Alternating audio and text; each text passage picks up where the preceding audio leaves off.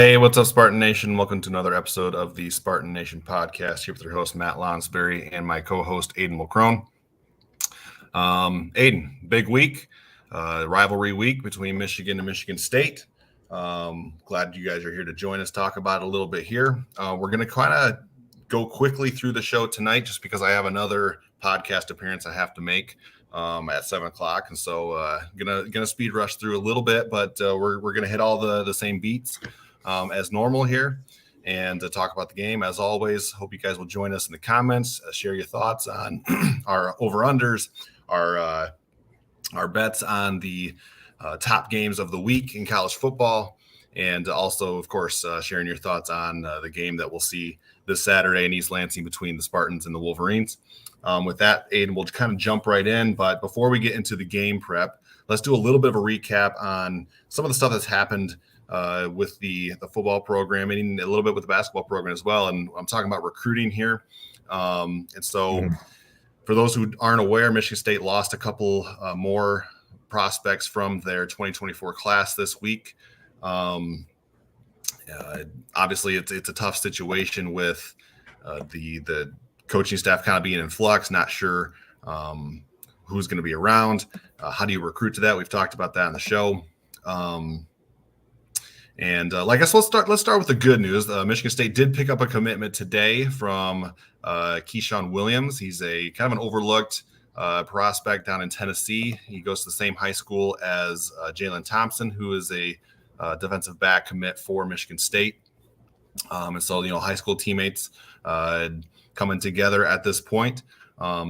Williams gained an offer from interim head coach Harlan Barnett towards the beginning of the month, and a few weeks later he's on board. He's committed. He did pick up a couple other offers, or maybe before Michigan State kind of got involved, some lower level offers. This is an unranked prospect, kind of taking a chance on a kid, and maybe they see something in film and things like that. So kind of stems the tide a little bit because earlier in the week. Michigan State did lose a couple of commitments. One, the biggest one being four-star offensive lineman Andrew Dennis, AJ Dennis, who was one of the more vocal, active recruiters within the class for a long stretch there, and a big loss. I think he was, at the time of his decommitment, he was the third highest ranked prospect in the class. It's a small class, but he was one of the higher ranked guys. So I guess your reaction to that decommitment, Aiden, probably not a super huge surprise, but a big loss for the class nonetheless.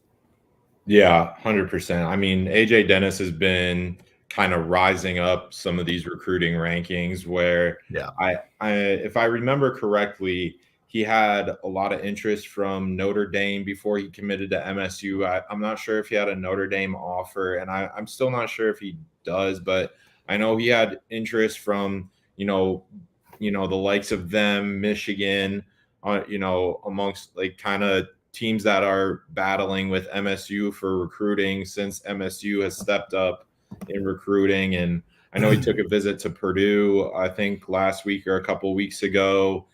He recently got an offer and took a visit to Penn State. So his recruiting has really ramped up, and especially with this coaching change, that's a big opportunity for a lot of other schools to jump in. And that's a huge loss because, not only is he kind of a guy that has, rose up rankings, but he's also an in-state kid that you would like to keep home. That's probably likely now leaving.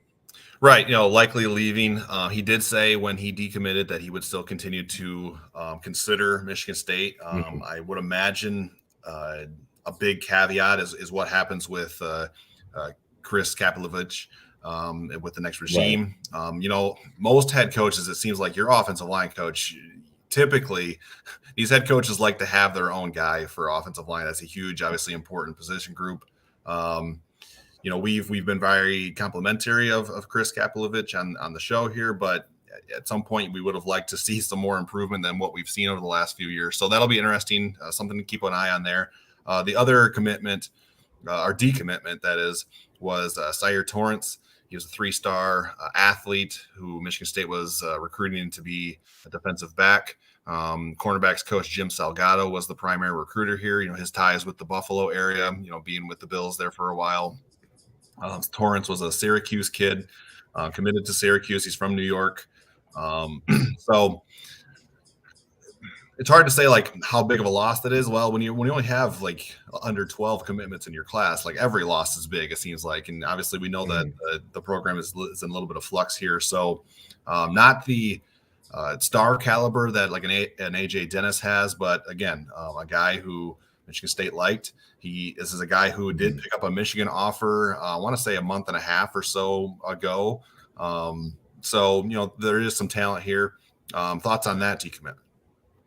Yeah, I know. Another kind of 3-star guy that MSU, again, looking to develop kind of an athlete. And again, kind of like like you said, Jim Salgado was kind of leading the charge on that. And he was kind of looked at as, Jim Salgado's first kind of commitment at MSU. So that, kind of another kind of job or position that's in limbo for MSU assistants. So, yeah, I mean, I think it's going to be a rough couple of next, future kind of looking ahead to kind of even November and December. I think early signing day is going to be pretty quiet for Michigan State. And I think the best thing they can do is kind of figure that out in terms of who are they going to keep for assistants, in terms of, that next coach, when they come in,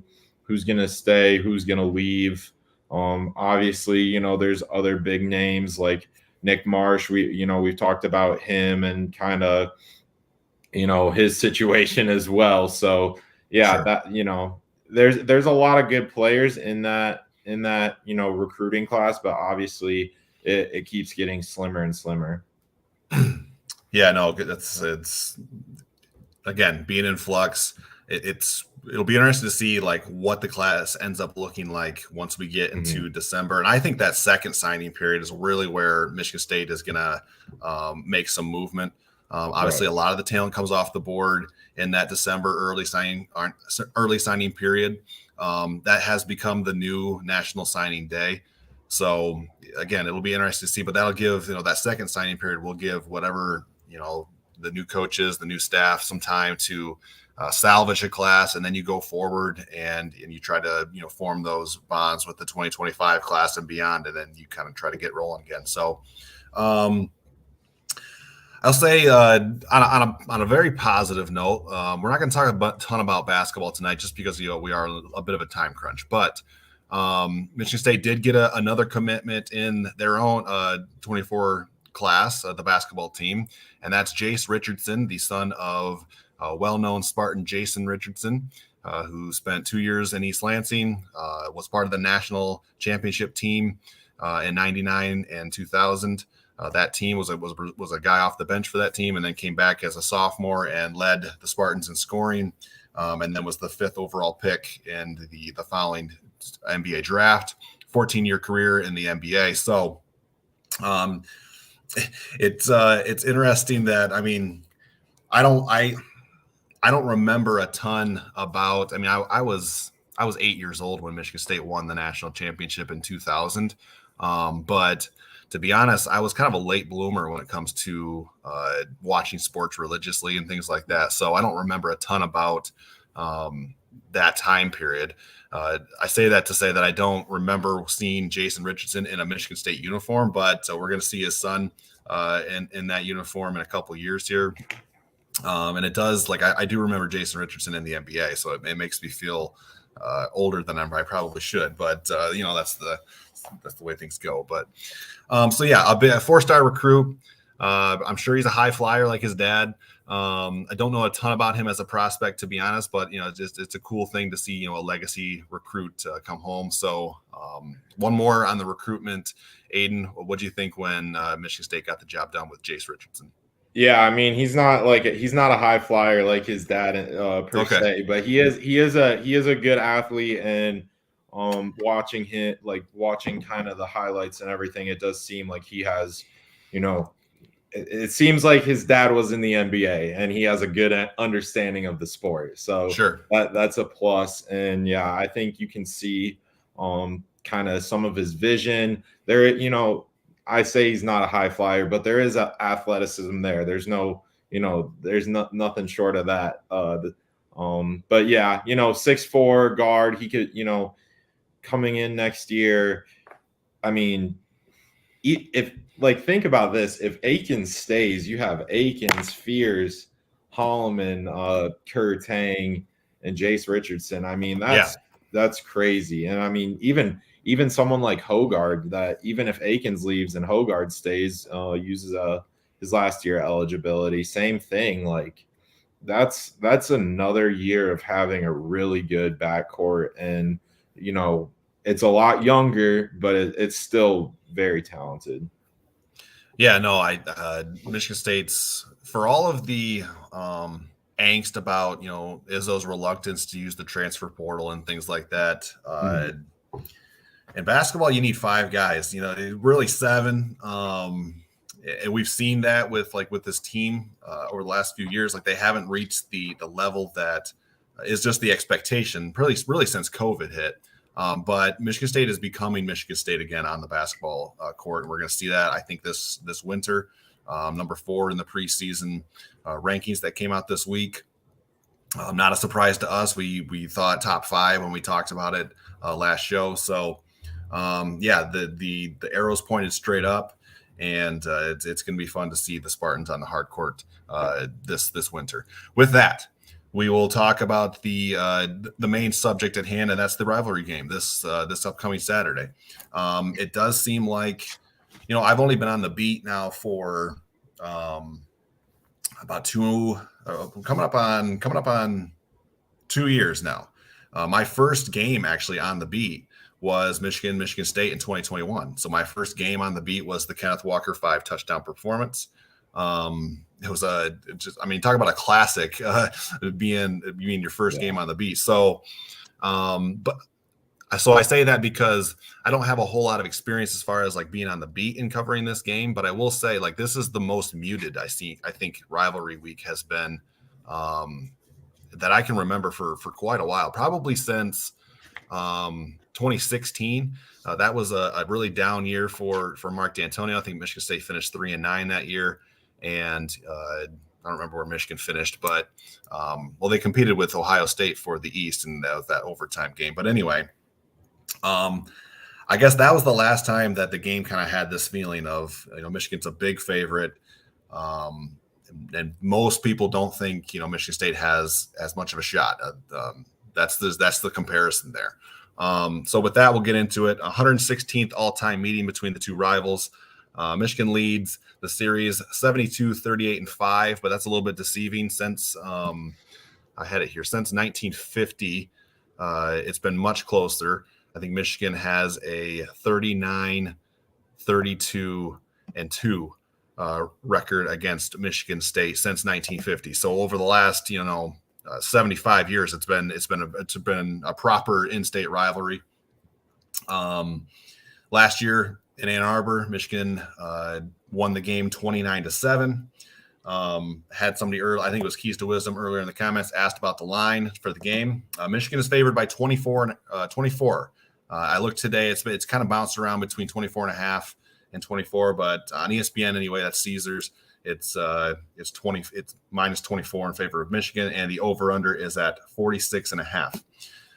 Thoughts on the game, Aiden? Obviously, we'll get into over/unders and things like that later, but general thoughts on the game.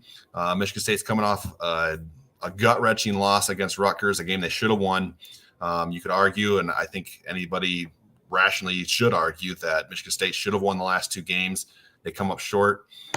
This is a tough team to get right against, but if there's ever a week to get things cleaned up and get it right, it'd be this week. So what are your thoughts?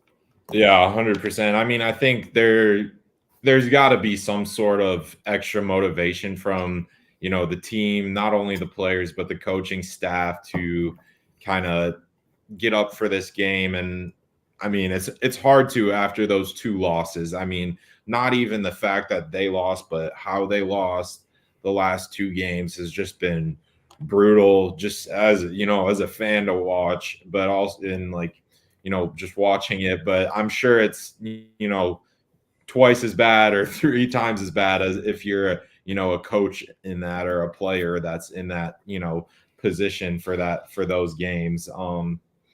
So yeah, I mean it's definitely hard, but obviously rivalries are rivalries. It's hard to say that the records are out the door this year, especially. It's hard to say the records are out the door, and nothing before mattered, because it really feels quite the opposite. It does feel like Michigan is a well-oiled machine that's running on all cylinders right now, and MSU is kind of feels like a kind of a hamster wheel kind of motor that's and the hamster's kind of it's hard to get going, but it'll be interesting to see. I think it's still a night game. It's still going to be sold out there. There's no doubt in my mind that those two, that it's going to be a sellout crowd, that it's going to be loud. Again, it's still a rivalry game for these fans as well. So we'll see. Kerry Ellis brings up one of the more famous games in Michigan State history. I think this was, correct me if I'm wrong, Kerry, but I think this was 1991, and it was the Desmond Howard 2-point conversion play where he drops the ball in the end zone and it's complaining about a non-pass interference call. Obviously, the two fan bases have different opinions on that, but I think it was 91. Correct me if I'm wrong. Maybe 90. But yeah, so there is precedence here. And if John U. Bacon, who is, a Michigan, I'm pretty sure a Michigan alum and somebody who's worked for the university, he's wrote a lot of books about Michigan, things like that. I do remember a tweet that he had 2 years ago leading into the 2021 game. That was a top 10 matchup, but and maybe it was 2020. But one of those years, John U. Bacon tweeted right before the game started, and he said he had some numbers. He said, historically, no team has been better at upsetting the Wolverines than the Spartans. So there is precedence here. I think it would be a shock to everybody in the state, a shock to everybody nationally, probably a bigger shock nationally, but there is precedence here. So we'll dig into that more when we get into our over-unders and our place your bets, because this is going to be one of our place your bets tonight. With that, let's take a little reprieve from the game itself and look at the Big Ten as a whole. Obviously, there's another big game going on in Columbus this week, and that's number 7 Penn State against number 3 Ohio State. That's our best game of the week in the Big Ten, as no surprise there. Ohio State is favored by 4.5. So this is one of our place your bets, Aiden. So don't give us a pick here, but thoughts on the big showdown going down in Columbus this week. Yeah, I mean, it could definitely have playoff implications, considering that both of those teams still have to play Michigan, that maybe if, there could be a three-way tie as well. Yeah. So, Michigan, Ohio State, Penn State, all undefeated, all top 10 in the country. So, that's a huge game, and they all play each other home and home. So that, kind of a three-way split there. So that'll be interesting. I think Penn State has come close in a lot of years and kind of let go or lost it at the end. And, we'll see what happens this year. Cause this is a different Ohio State team, but also a different Penn State team.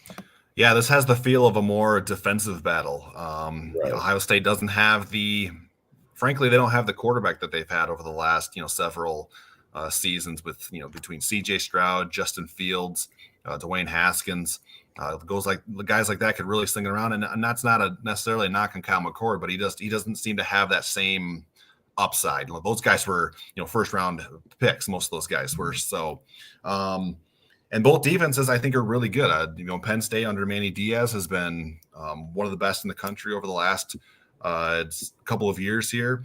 Jim Knowles last year, I think, made some strides with Ohio State's defense. they got shredded a bit against Michigan and Georgia down the stretch, but I think they've taken another step this year, and they look good on that side of the ball. So that'll be a really fun and intriguing matchup. As far as worst game of the week this week, I mean, you can choose pretty much anybody in the Big Ten West, and you can get a pretty good argument for worst game of the week. But I think I'll go Northwestern in Nebraska. It's in Lincoln. Nebraska's favored by 11.5. Northwestern is 3-3. That's probably better than I would have thought they were gonna be through 6 games this year, considering Pat Fitzgerald was fired before the season even started. So yeah, I think that's probably the worst game of the week in the Big Ten. The other ones, Rutgers goes to Indiana. Rutgers is a 5-point favorite.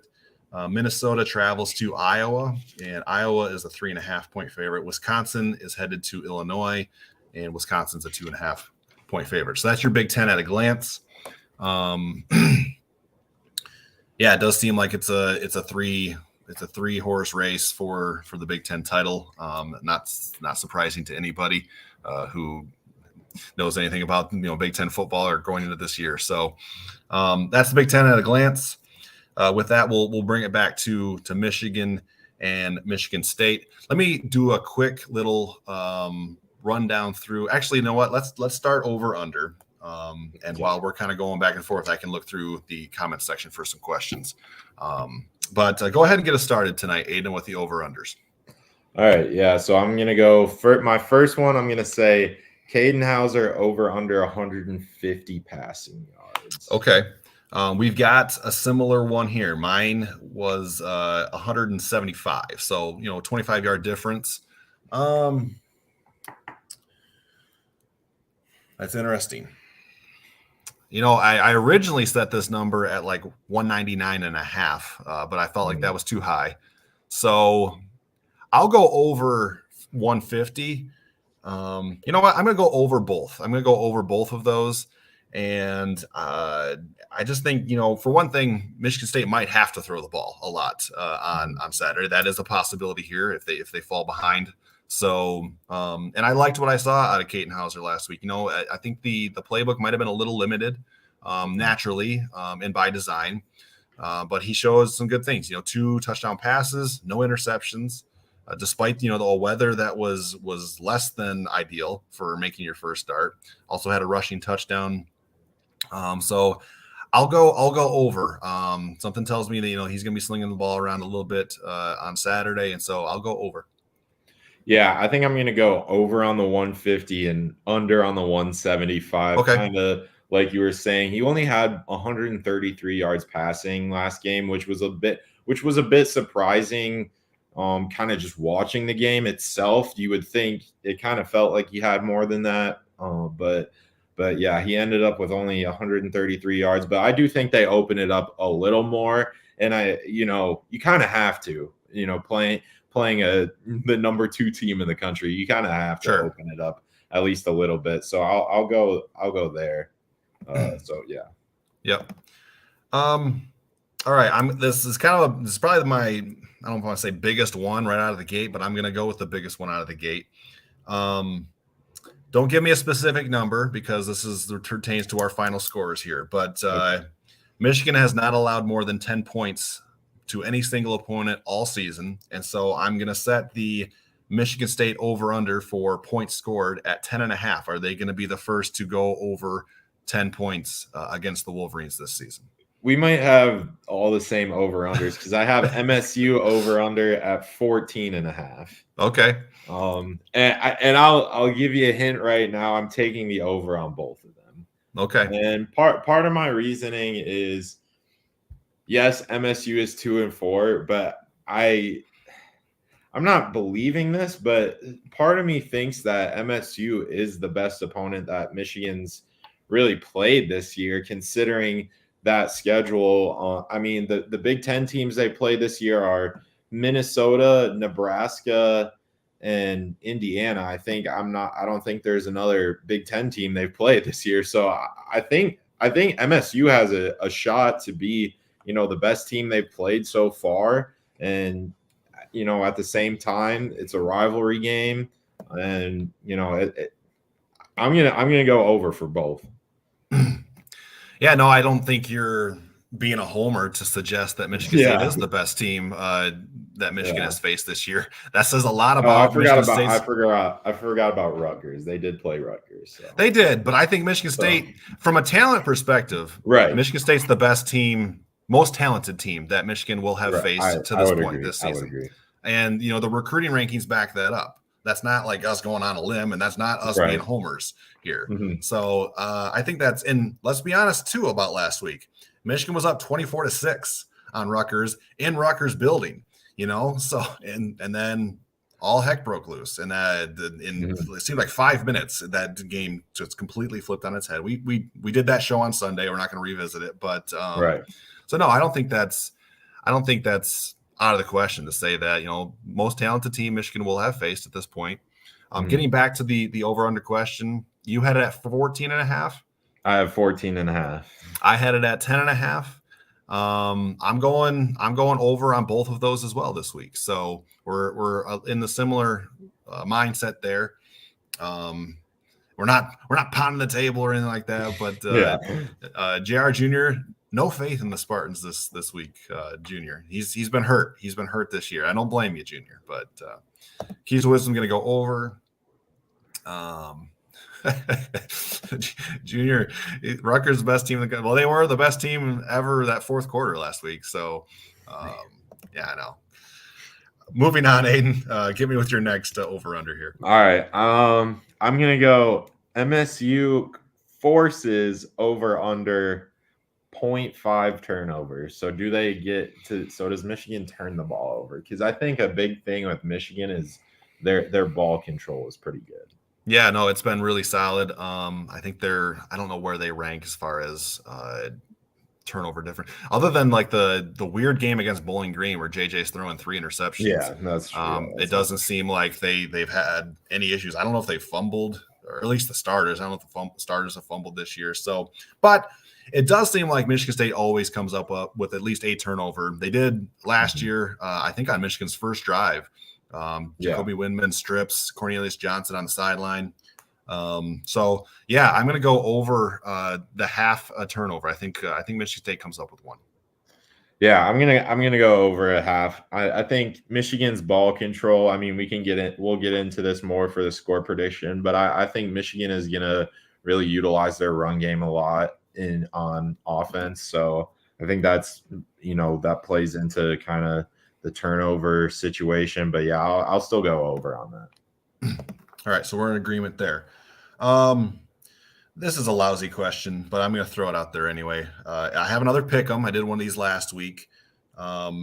More touchdowns scored in this game: Nathan Carter or Blake Corum? I'm gonna go Blake Corum here. Yeah. I'll just leave it at that. Yeah, wasn't my best. I was kind of doing show prep right up to the wire here. I do think the reason why I highlight those two though is because I do think both guys are each team's best offensive weapon. I think Nathan Carter has been everything you could have hoped him to be for Michigan State this year. I know he was limited last week to, I'm going to say 52 yards. Not his best performance of the year, but I think he's been pretty consistent this year. Jalen Berger stepped up last week, I should say. So no, I do think, every time Michigan's down by the goal line, they're just hammering away with Corum, and so that's part of this too. So I'll go Corum too, but I wouldn't be surprised to see Carter make it into the end zone this week. All right, him with your third over under, Aiden. Well, this will be my fourth. Fourth, okay. So this is my fourth one is Nathan Carter rushing yards over under 74.5. So does he get to 75 rushing yards or not? Well, I went over on Caden Hauser 174 through the air. So I'll go under on Nathan Carter with the rushing yards. This could be a few different factors. Number one, Michigan is going to be tough to run the ball against. And also, after as good as Jalen Berger looked last week, does he get maybe more of an opportunity? Maybe they split it a little bit more evenly this week. So I'll go under. You said 74.5? Yeah. Yeah, I'll go under on that. Yeah, I'm also going to go under. I think, like you said, Jalen Berger playing, kind of being back in the rotation. I think it hurt Nathan Carter's rhythm a little because he was getting, it seemed like he was getting accustomed to kind of being the only running back to play. And so like he looked comfortable. And then kind of when Berger came in and they were going back and forth, it seemed like he lost a little bit of rhythm. But I'm going to go under here. But, the O-line has stepped up. I think they've really improved in the running game the last, 2 games specifically.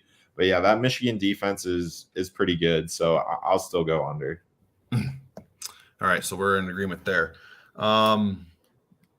Okay. This one is more of a rivalry question here. So I got the over-under at 2.5 unsportsmanlike penalties combined between the two teams. 2.5, specifically unsportsmanlike penalties. I mean, consider, I hate to bring this up, but I have to. Obviously, last year, the tunnel, we had the tunnel incident. So it happened. I don't think, I've heard Michigan, fans and players and coaches say, oh, yeah, we remember that. And I'm sure MSU has been kind of given a stern talking to about what, what to do and how to handle themselves after. So I'm going to go under here, honestly. I think Michigan has been, for the most part, disciplined. And I think MSU has gotten a lot of penalties. And I think, Harlan Barnett has talked about that. And I think the last thing he wants is more penalties. So I think that's something that's going to be hammered into them. So I'll go under on the 2.5. Yeah, I think I'm with you on this as well. Maybe that's silly of us to think that, given what happened last year, we haven't really talked about it because, why are we still going to talk about it? But, given what did happen last year, the emotions will be, as always, they'll be high here. But I think you make a good point. Like Harlan Barnett, say what you will about the guy, but he's very different from Mel Tucker. Whereas Mel Tucker, I can see definitely you would have guys like wired and looking to be aggressive. And that's not a knock on Harlan Barnett. It's not coming out the way that I intended it to. So, but I do think there's going to be he's more of a calming effect, I think, is what I'm trying to say. You make a good point about, Michigan being disciplined. And I will say, I remember last year, I don't remember what game we were at. It might have been this game last year because you were with me in Ann Arbor. And who was the left tackle who always got hit with some kind of Jarrett Horst. Jarrett Horst seemed to won a game. He would get some kind of cheap shot or some late hit or something like that. I don't think Michigan State has one of those guys this year. So I'm with you. I'm going to go under on specifically the unsportsmanlike penalties at 2.5. So keys to wisdom. And Carrie Ellis, they do not share our optimism with this, Aiden. But all right, moving on. I've got 2 more. I don't know how that happened. So I'll do we had the same. We had the same Caden Hauser one. So no, we each got 1 points more. And the points. Yes. Okay. So hit me with your last one. So my last one is kind of a silly one as well. I'm going over under 25% of Spartan Stadium is Michigan fans. Ooh. At the beginning of the game or at the end of the game? Well, at the beginning of the game. Yeah. So that's unkind of me. But I don't know. I really don't know what to expect, to be honest. 20%. I said 25. So 25%. Oh, okay. A quarter. A quarter. I'll go Michigan State. If there's one thing that can unite Michigan State and the fan base and all of that, it's making sure Michigan doesn't come in there and take control of the stadium, at least at the beginning of the game, as you say. So I'll go Michigan State. Carrie Ellis, who goes to a lot of games, I believe, he's not optimistic. He thinks 50-50. Maybe I'm silly, but Joshua Waddle is going over, and he doubles down on that Michigan home game. I don't know about that. Give me your thoughts, Aiden. It's hard. I think if it was 20, if I set it at 20%, I'd be for sure taking the over. Okay. But 25 is tough. I might take the over on that, but not by a lot. Michigan fans travel well, and when MSU has not been doing well, I think Right. a lot of teams buy those tickets, and a lot of people are selling. So I hate to say it, but I do think it is the over.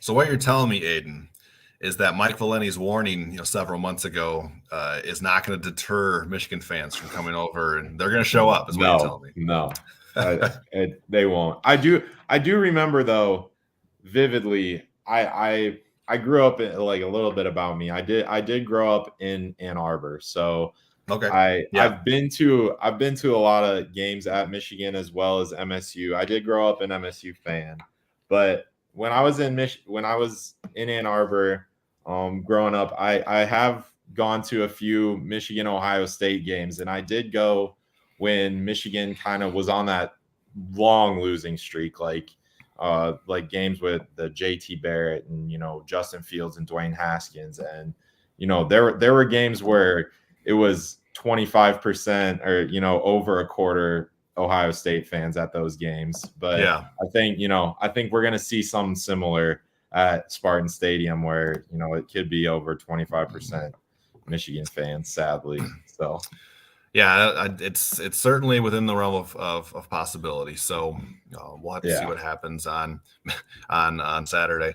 I did want to. Trevor Thompson brought up over under that someone in the media spots Noah Kim on the sideline uniform. I don't know if this is a shot at me, but if it is, it's warranted, because I did make a mistake last week. I was scrolling through Twitter before the game, and there was a few different reporters who were over there at Rutgers who said Noah Kim is not throwing with the other three quarterbacks right now. It was early on in warmups. And under Chris Solari's tweet, he wrote that he had talked to a team spokesperson, and he said he did confirm that Noah Kim traveled with the team. I read that as did not travel. And so I had already written a story about, Caden Hauser getting his first start officially and threw that up. And so then I edited it real quick, and I include the fact that Noah Kim, in my mind at this point, did not make the trip. Just trying to do my best to keep people informed and things like that. Well, then all heck kind of breaks loose. I've got Graham Crouch tweeting at me saying, no, he's warming up right now, so he made the trip. And I felt terrible. I quickly took my tweet down. I quickly edited the story again. I put out an apology. I felt bad about it. Again, it was certainly not anything intentional on my end to ruffle feathers or to gain clicks or anything like that. I was just trying to do, when you think you read something a certain way, you think you read it a certain way. So I will do apologize for that. I don't know if Trevor was specifically bringing that up about me, but I figured I would address it. You can laugh at myself a little bit, not too proud to do that. So luckily we'll be there in East Lansing in person on Saturday. And so we will be able to see with our own eyes, which I probably should have spent some more time making sure that information was good before I ran with it. So that's my bad. But anyway, sidetracked there. I think I have one more over under here. It's a kind of a lousy one to end on, but Michigan likes to run the football. We know that they're a little more balanced this year than they've been in the past. But we know it starts with the run for Michigan. So, Cal Haladay has been kind of that man in the middle for Michigan State for, the last couple of years, tackling machine. And so I just got him at over under 9.5 tackles against the Wolverines. I'm going to go under here. I think Jordan Hall and Aaron Brule have stepped up. I think Haladay has, I don't know the reasoning behind it, but it seems like he's kind of taking a step back in terms of, it seems like he struggled a little bit. I agree with you. But I'm going to go under here. I think Jordan Hall has done a really good job the last two games. Aaron Brule has been, a serviceable player since he came in last year. So that, that rotation of those guys, I think Haladay will still get some tackles, but yeah, I'll take the under. Yeah, I'm with you. I wouldn't be surprised if he's up there around 9.5, but I like the youth movement, and that's been Jordan Hall, that's been Chance Rucker. The safeties, Malik Spencer, he was banged up a little bit last week, but he and Khalil Majid, Khalil kind of came in and played more snaps after Malik got banged up a little bit early in the game. But my point though is this youth movement in Michigan State's defense. I think it's been good. And so I think you make a good point with Aaron Brule too. He's been a guy who's been one of the faces of the team or the locker room over the last couple of weeks with everything that's gone on. He's been in front of the media a lot. He's a good, well-spoken dude. So yeah, I think it'll be a little bit more balanced out, and so I'll go under as well. With that, Aiden, we will move into our Place Your Bets segment, which is when we take a look at the best games of the week and pick against the spread. 5 games this week for us, Aiden. It's a little bit more. I mean, there's some big games, but there's also a lot of mad games, it seems like, this week. Not that we're ever complaining about college football, but not a huge week other than the one going down in Columbus on Saturday. But we'll get into it.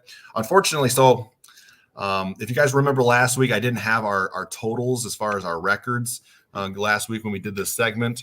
I went back and did the totals for one of our previous shows, but I had to do 2. Didn't have time to do both. But I do have an update. So 2 weeks ago, or it was actually 3 because of the bye. So 3 weeks ago, Aid and I were both 10 and 12 in our picks against the spread. And then the following week would have been week, I think, 5 or 6. And I went 3 and 3. And Aiden, he kind of had a rough week. You went 1 and 5. Yeah. So I still don't know how we did last week because I promise next week we're gonna have this up to date. But right now I sit at 13 and 15. Aiden, you're at 11, 17. So you got some catching up to do. Let's get into it. Let's revisit that game that's going down in Columbus. Number 7 Penn State is at number 3 Ohio State. Ohio State is favored by 4.5. Probably the biggest game in the Big Ten to date. So who do you like in this one, Aiden? I'm gonna pick this against my better judgment, but I'm gonna take Penn State to cover this. I think they cover the 4.5, and I think it's gonna be a back and forth game, like you mentioned earlier. I don't think they have, or I don't think Ohio State has the quarterback that really, they've been kind of blessed with for the last kind of 5-6 years, and now they have a quarterback that they have to kind of work around more so than kind of just have it a little bit easier. So I'm gonna take the points for Penn State. Yeah, no, it's a tough one. I've gone back and forth on this one quite a bit. I don't know who this is, but there's a link in our comment section. I'm just gonna get rid of it because I don't trust links. So anyway, back to the game at hand here. I've gone back and forth on this. Ohio State has owned this series over the last, several years, and most of those wins have been by double digits. But I think you make a good point with, expect a lower scoring one. And I don't have a strong feel either way. And so I'm going to go with Penn State just because I'm getting some points there. So I'm going to go Penn State. I'm with you on this one to cover the 4.5. Kerry Ellis likes the Buckeyes to cover. Moving on to our next game, a big one in the SEC, the third Saturday in October, and that's number 17 Tennessee at number 11 Alabama. Alabama is a 9-point favorite. Who do you like? Yeah, I think Alabama wins, but I think Tennessee covers as well. Okay. I think Alabama's kept some games close.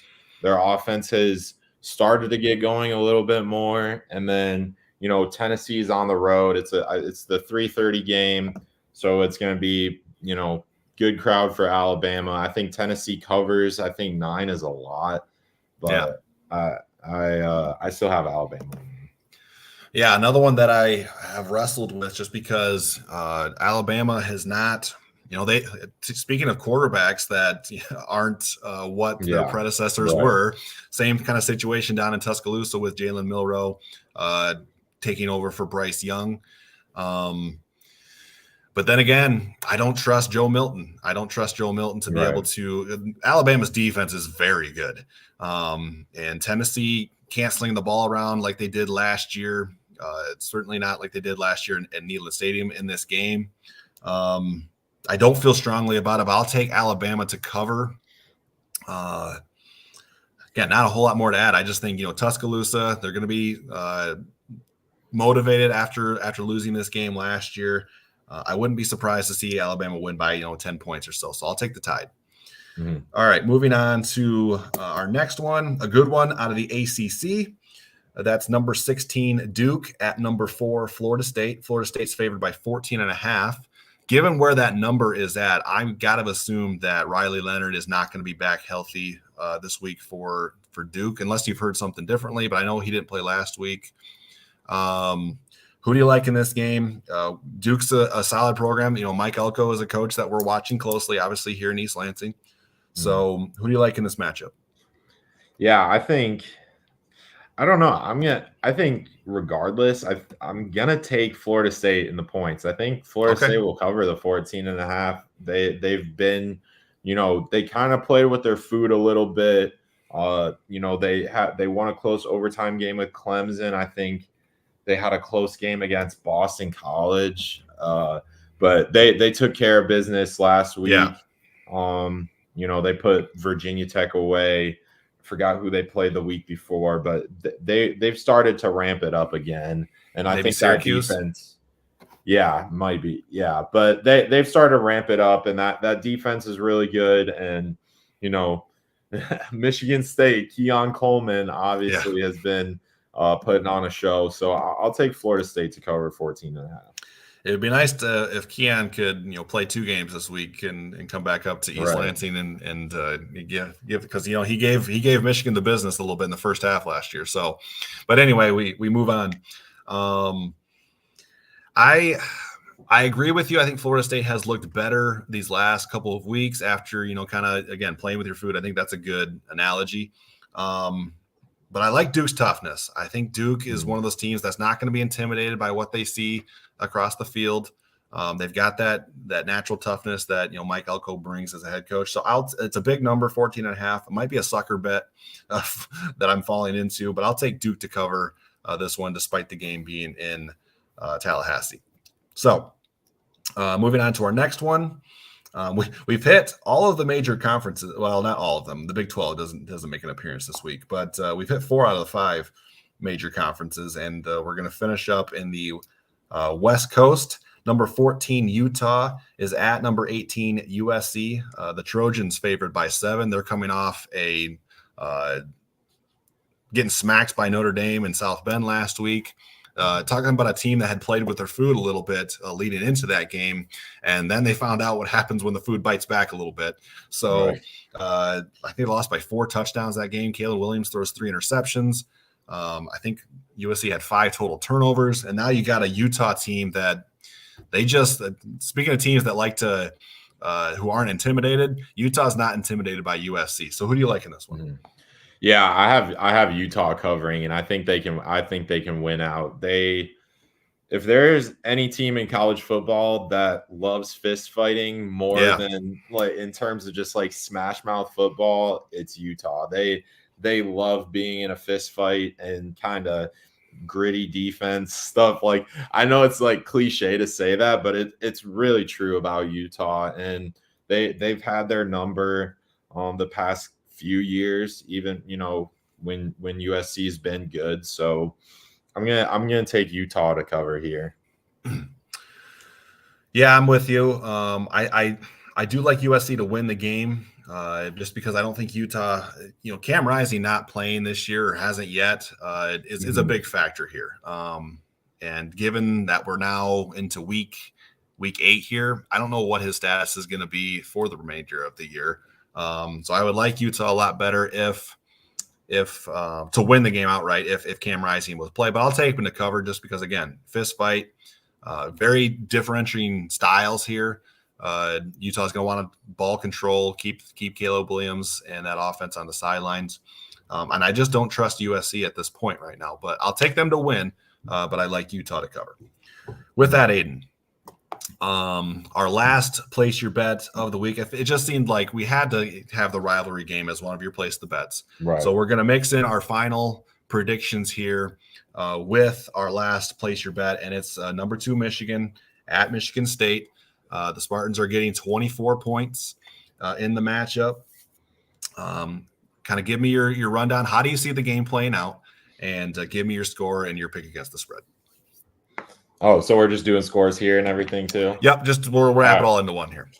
Well, I'll lead with this. When we were doing our preseason predictions, I did not pick a score for this game. I gave MSU a 7-4 record, right, and only picked 11 games instead of 12.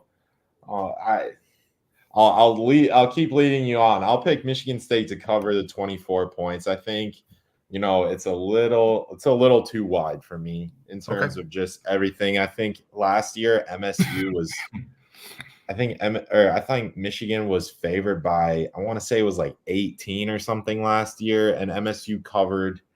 It wasn't by a lot, but MSU covered last year. So I'll pick them to cover again this year. I think it's going to be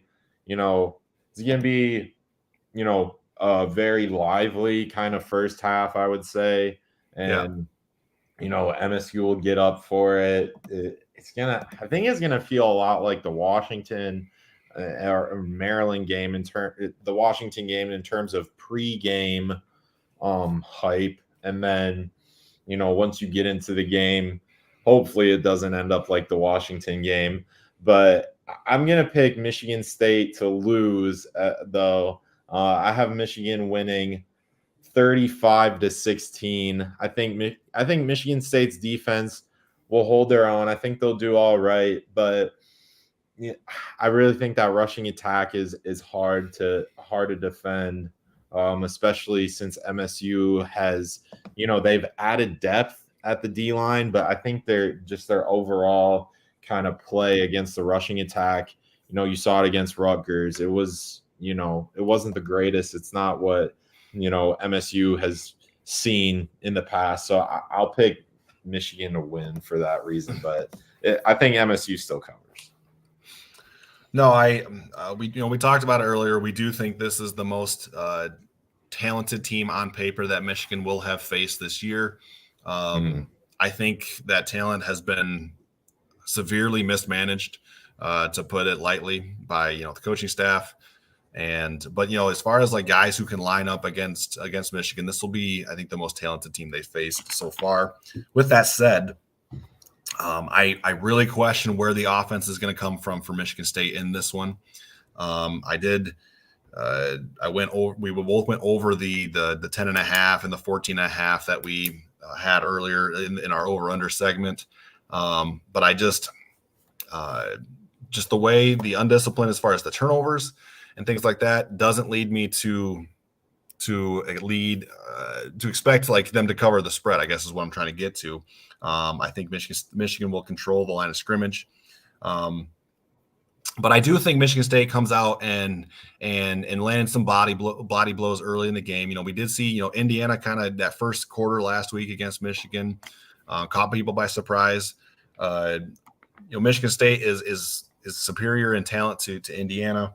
And there's obviously that motivation factor as well. So I wound up, the number is 24. I landed right on 24, which not a good idea for the bet to choose a push, because the chances of that are very slim.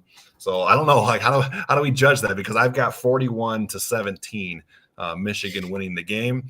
So I guess what we'll do is we'll see, because we'll see. You remind me of your score. I have 35-16. 35-16, so that's 19 points.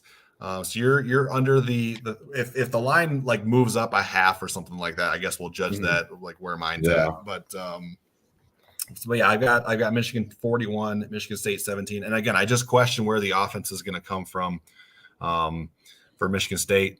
I do think they'll find enough to score more than anybody else has against the Wolverines. I do like, Michigan State's receiving core.